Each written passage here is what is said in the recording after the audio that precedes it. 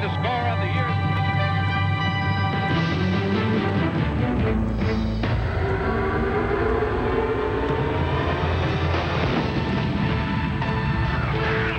We're going to be here all day, baby. I like this kind of party. Rush the quarterback.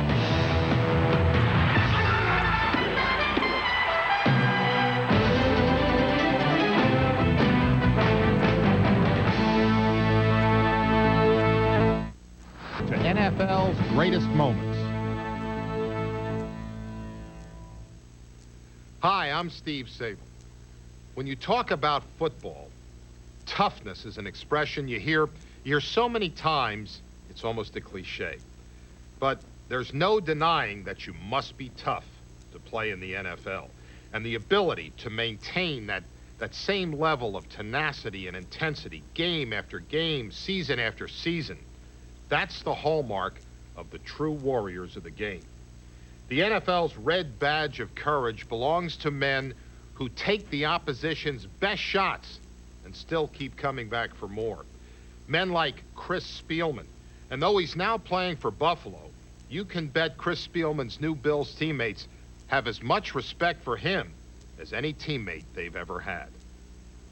We've selected one of your teammates as one of the toughest players in the NFL. Any idea who? Chris Spielman. Chris Spielman. I mean, He's so tough. you know, the word toughness in football is vastly overused, but I think that Spielman is as tough as any player in the game. Just looking at Chris Spielman, you know he's tough, and you know he knows he's tough. And because of that, he was the Lion King in Detroit for 8 years.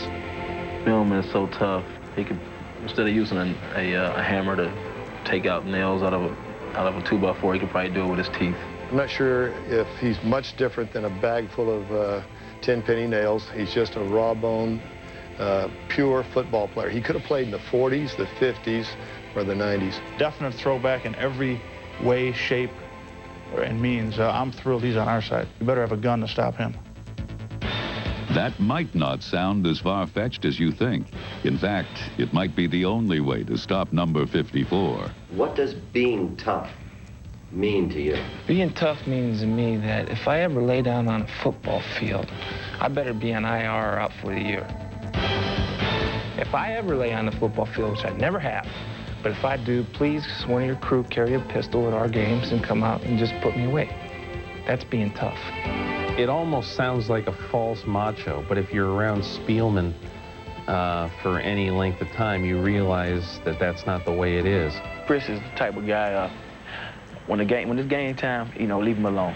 That's good, man. Get out of here. Getting close to Spielman could be hazardous to your health, but not nearly as dangerous as trying to discover his hidden secrets. Do you go through a mental checklist, Chris, as you're in the locker room?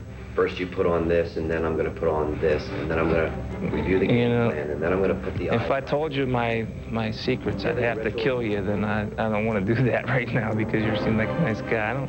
My rituals are very private, and they're for me. Spielman's locker room rituals remain a mystery, but it's no secret that on the field he has a habit of finding ball carriers.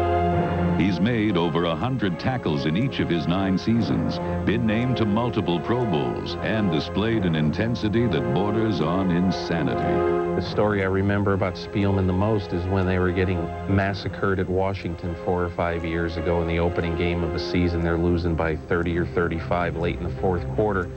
And the Redskins are just kneeling on the football. Mark Rippon is just taking a knee behind center. And Spielman is screaming at their offense, "Come on, come at us. We can take it. Come on. We're not babies out here." Chris Spielman will not be denied in his quest for personal and team greatness. It starts with his background. He's from Massillon, Ohio, the home of football. His dad was a high school coach. His life has been football from day one. You know, Massillon, when you're born at the hospital, you get a football in the crib. And he has continued to carry that through. Little Chris Spielman ate his Wheaties and grew up big and strong. Now he's Captain Crunch. But when he talks about football, he sounds like he's been putting too much sugar on all that cereal. I'm always on the edge, man. I'm always looking for the edge. I'm always walking that fine line. Okay, what can I do today to get better? Out of the 15 hours a day that I'm up, I'd probably prepare 14 hours a day for the opponent. And that's how I live.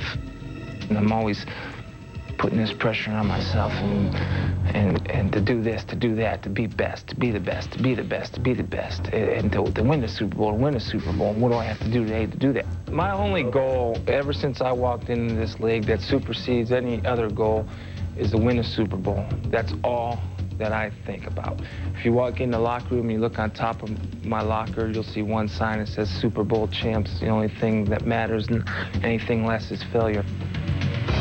My future is to be a Super Bowl champion. I honestly swear to God today, believe this, that is my destiny.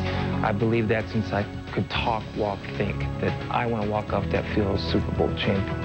And as soon as I get on that bus, I'm going to say, what am I going to have to do next year to repeat that? That's the only goal. Chris Spielman may never win a Super Bowl, but he's sure fortunate he has the opportunity to try. Touchdown, Lions, Chris Spielman. How about on weekends, you can go out and you can play softball? How about on weekends, you can go out and play basketball? You can go out and play ice hockey in intramural leagues. Can you go out and put on shoulder pads and a helmet and play football every week? Not a lot of people that can do that. 99.99% of the people in this world can't do what I do. That's be a professional football player. Please, Chris, can you sign us with that blue one? And the thing about it that helps me keep that in perspective is that it's such a privilege to be a part of the NFL. And it's not a privilege for the NFL to have me in it. You can bet his opponents feel the same way. Number 54 now protects the end zone in Buffalo, and his intensity hasn't let up one bit. With aspirations of personal and team glory, Chris Spielman is a man on a mission. And the toughest hits they've ever taken. Next on the NFL's greatest moments.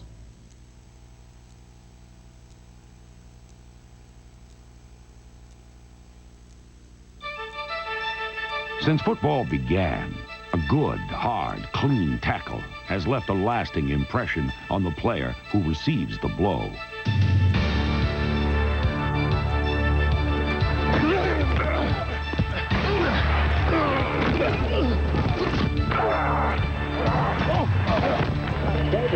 Clumsy idiot. Big dummy.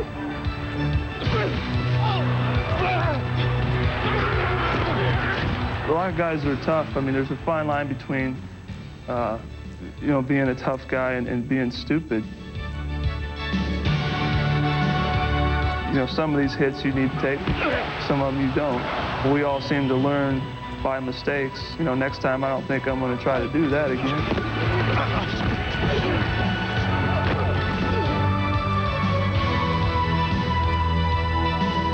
I took a lick here against Tampa, here in Lambeau Field. A guy hit me in the thigh and flipped me up and came down on my head in one of those licks. I try to avoid those as much as possible. When you get hit like that, it's usually because you didn't see it. It's almost like if you were running and you ran to a wall or something, or you were turning around and you didn't see a pole there and you run into it, you know how it would like give you, you would have stars, like the cartoons. For the men who take these tough hits, it is sometimes difficult to remember, yet almost impossible to forget. I think it was the year of 1992, we was playing Green Bay Packers. Chuck Cecil was his name. He got me something real good. He got me something real good. I think what it was, I was sort of in the air, and I was looking back, and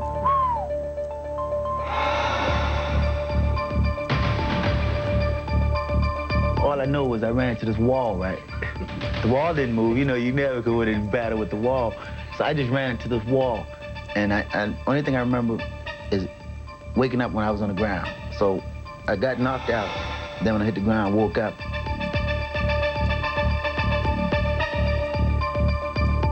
hardest hit I received was Marquez Pope. And because I really didn't see him coming, we both almost knocked each other out, is really how it went, because I know I got up, and I was like, wow, you know, that was a hit. I looked at him, and he was down like, wow, that's a hit. And then so I was like, yeah, you know, I'm cool. Whoa, you know, I was kind of like, whoa, I'm cool. And everybody's like, man, I think you better go to the sideline for a play. Dennis Smith. I mean, he hit me a couple of years ago, and I just went blank. I mean, he just took me out. It was me and him in the hole, and I tried to get as low as I possibly could, but it seemed like he got a little bit lower than I did. I mean, I was out of it. No matter how many times you've been hit, there always seems to be one that stands out. I've had so many.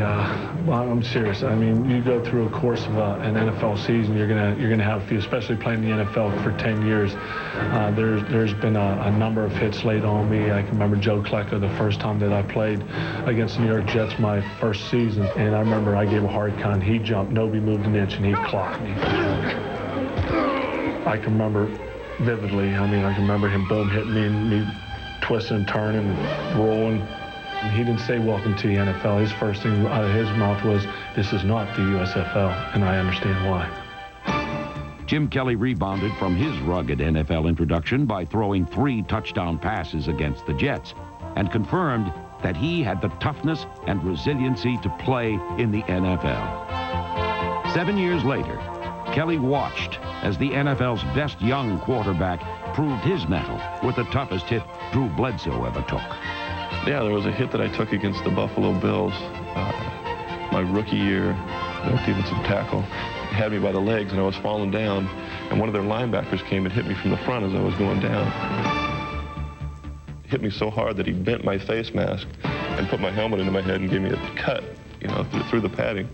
And I remember hopping up after that, and he was kind of looking at me like, you know, you should be out. You should be, you know, there's no way you're getting up. And I got up and went back to the huddle.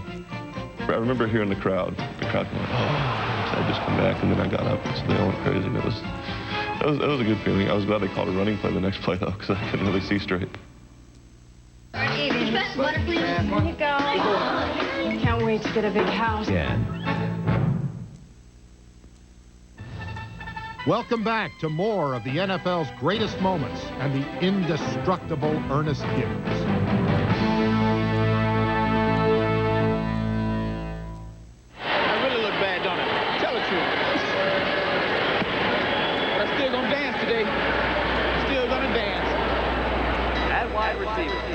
Perhaps it was his diminutive stature, 5'9", 165 pounds, soaking wet in full uniform. Perhaps it was the self-assured air with which he strutted his stuff through the Houston Astrodome. Whatever it was, Ernest Gibbons was a magnet for mayhem.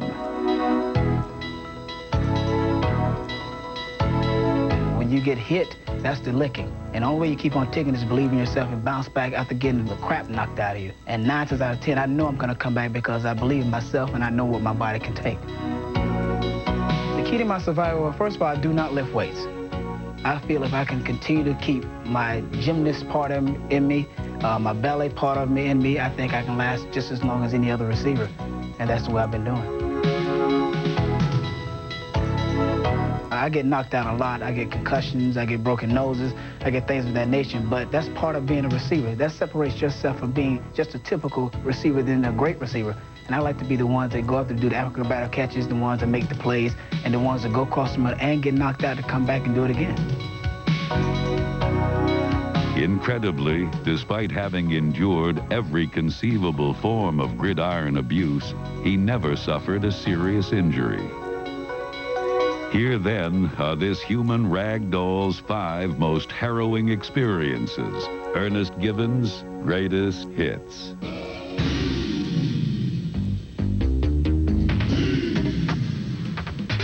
On this particular play against the Dallas Cowboys, I ran, which we call a flat route, we call a go route. And the one through the football, I never got a chance to get myself balanced, and the cornerback gave me a slight concussion because my head did hit the artificial turf pretty hard.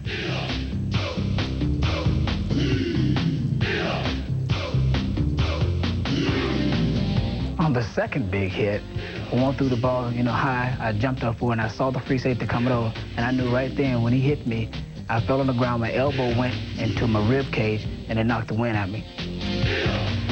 The Mike Singletary hit is probably one of the scariest hits I've ever come out of, simply because I knew he was coming somewhere on the football field, and when you go across the middle, this is the result. What happens? You get the crap knocked out of you, so he got the best of me. Against the Philadelphia Eagles, I ran the post cut, and I'm thinking no one's on the backside, and all of a sudden, the corner came off. He had a clear shot on me. I was open up for the kill, and he took advantage of it. Against the Buffalo Bills, and I had one man to beat. And as small as I was taught to go east and west, but at that particular time, I wanted to score.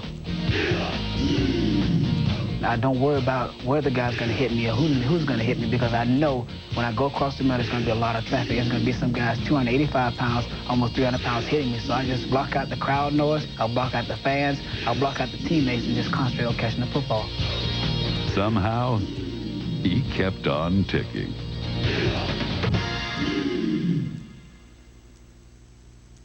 When you pick out new glasses, ESPN. And now, on the NFL's greatest moments, the toughest player in the NFL. The Pittsburgh Steelers have always had the toughest players in the NFL. You can go back to the 1950s when they had Ernie Stautner and John Henry Johnson. And then in the 60s and 70s, they had the Steel Curtain, Mean Joe Green, Jack Lambert. And now, Greg Lloyd. Greg, welcome to the show.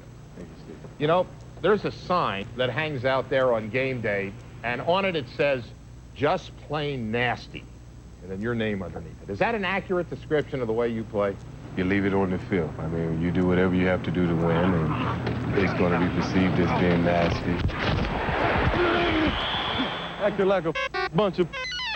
You don't get in your gap, they're going to beat your ass. He had you mic'd for a game last year, and I got to tell you, your language, when you get mad off the field, you talk like that? No, not at all.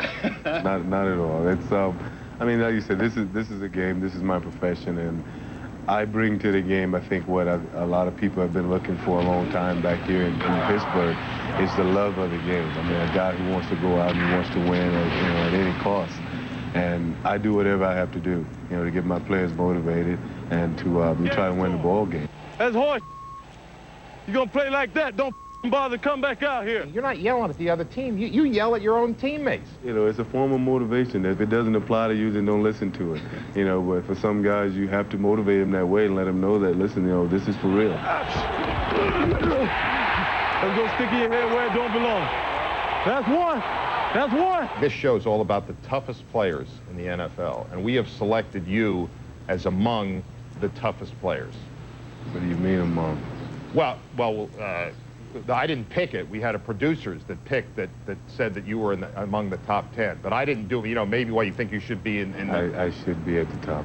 We picked Greg Lloyd as the #1 on our list of toughest players in the NFL. Would you agree with our assessment? I would agree with it, particularly when I'm in his presence. Who's the one guy when you're growing up that you don't want to get in a fight with? The guy who feels like, he's just a crazy man and he'll do anything. The guy feels like he has nothing to lose. And, I think Greg plays out on the field like he just has nothing to lose. Hey, man. Hey, get the out of his face. What the wrong with you? Tell Greg Lloyd, don't be so mean, man. All right. Hey, you see the sign right there? Hard, boy. Just plain nasty. That's it, boy. Greg Lloyd's a monster. And he's a monster that can move. That's the thing. Most monsters can't move that fast. The single toughest guy that I've been around would be Greg Lloyd. I've seen Greg play with injury. He is the most intense competitor that I've been around. He has a way of getting himself ready, and he has a motor that runs all the time, and what you see is what you get. Don't run that over here. What's the wrong with you?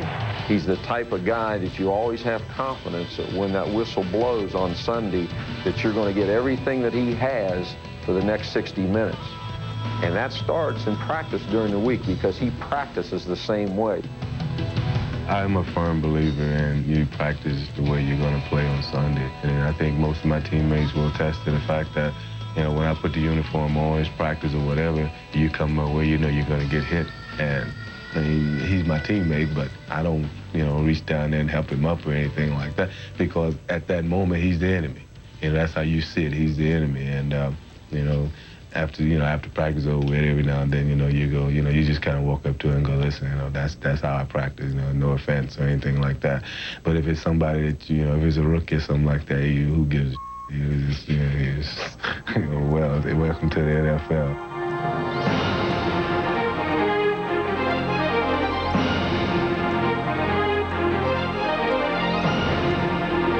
I love the game. I love playing the game. I love being at that outside linebacker position, and I don't accept complacency from anybody. Let's not have somebody running around there 3rd and 15 getting the ball wide open. We're better than that. We play better than that, all right? Intimidating opponents, playing in pain, and inspiring his teammates. Steelers linebacker Greg Lloyd does everything one would expect from the NFL's toughest man. Hey, that's what I'm talking about. That's what I'm talking about. His is a toughness that was forged more than 2 decades ago, while he grew up enduring a painful and difficult childhood.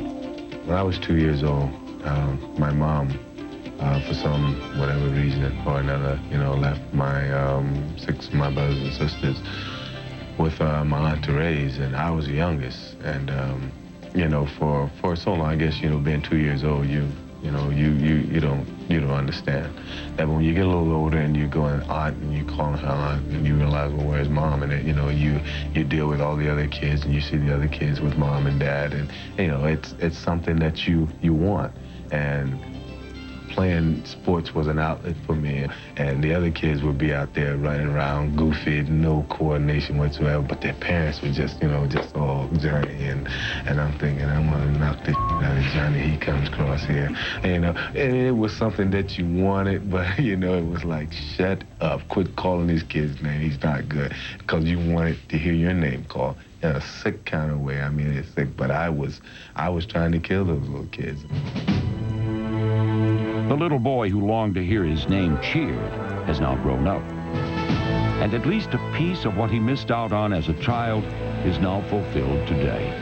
When you come through that tunnel and you see a boy, Lord, and just plain nasty, and it's like, this is all for me, this is all mine. You got 50,000 people screaming your name. It's like they all screaming my name. And I mean, it's a fire that comes on inside you, and it's like, all right, they're here to see me. Let's give them a show.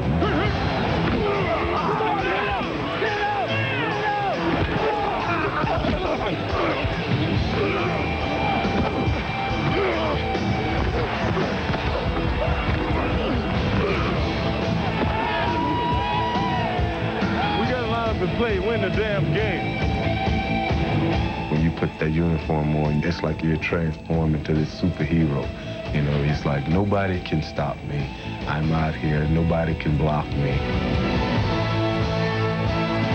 That's the energy, that's the thought process you have to have once you come out there. He is the most feared defender in football today, demanding nothing less than the best from himself and those around him.